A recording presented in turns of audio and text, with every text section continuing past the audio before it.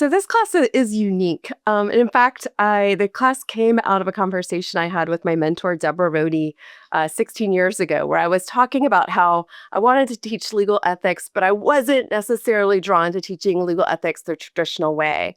And it was her idea to, well, Nora, you're interested in these questions of complex litigation and tort law. Why don't you teach a class that's focused on those questions? I think this new way of teaching ethics is a really generative and intellectually rich way of teaching ethics.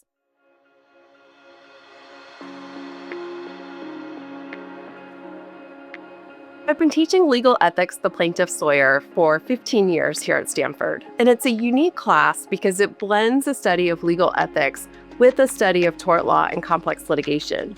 And it's also unique because very often legal ethics is taught kind of at one of two levels. It's either taught at really a ground level where students march through the rules, which can be frankly pretty boring, or it can be taught in a kind of more abstract way, which is really interesting, but doesn't necessarily give students the tools they need to tackle real ethical problems in practice. And so this class is really grounded. We embed students in the role of the plaintiff's lawyer. Students are able to both grapple with the abstract concepts and learn the rules. I had not heard of plaintiff's lawyering before I came to law school, and this summer I'll be working in public defense, which has its own set of ethical implications. So I think this class prepared me to think more broadly, not just about the needs of my client, but how my actions with my clients serve or don't serve the greater public interest, and when, as a lawyer, I need to be loyal to my client or be loyal to the public's interest or some broader set of interests.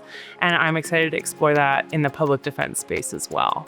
Hadn't really thought about the model rules sort of as a thing that was created by people.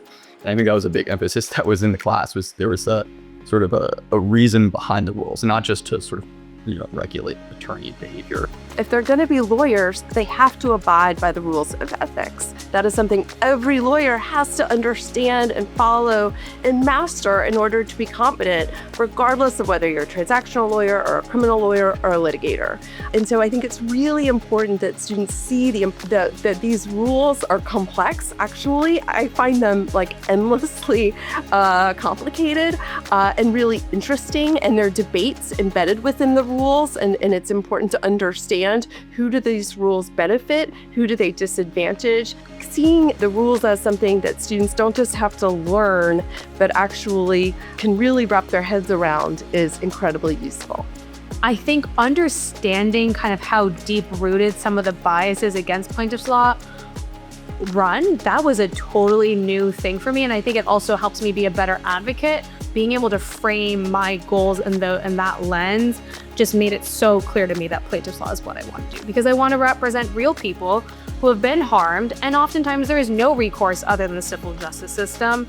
So what could be more meaningful than to represent people on their worst day and try to just get some sort of remedy, recourse, sense of healing for them?